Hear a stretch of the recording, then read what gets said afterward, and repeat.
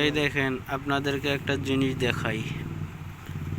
এই গাছটার নাম কে বলতে পারবেন? এইটা হচ্ছে পাথরকুচ্ছির গাছ। এই গাছের পাতা থেকে গাছ হয়। এই দেখেন, এই যে পাতা, যে পাতাটা, এই পাতা থেকে আবার গাছ হইতেছে। এটা কিন্তু গাছ, এটা গাছ। আবার নিচে নিচে দেখেন আরো ইয়া বের হইছে। এই যে এইটাও গাছ, এইটাও গাছ।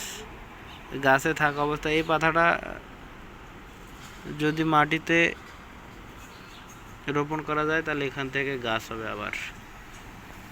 এই দেখেন, এখানে একটা বিশাল গাছ আছে।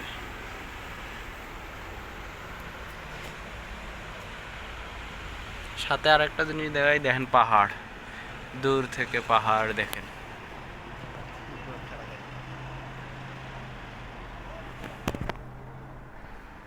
এ পাশেও পাহাড় আছে, এ পাশেও পাহাড়।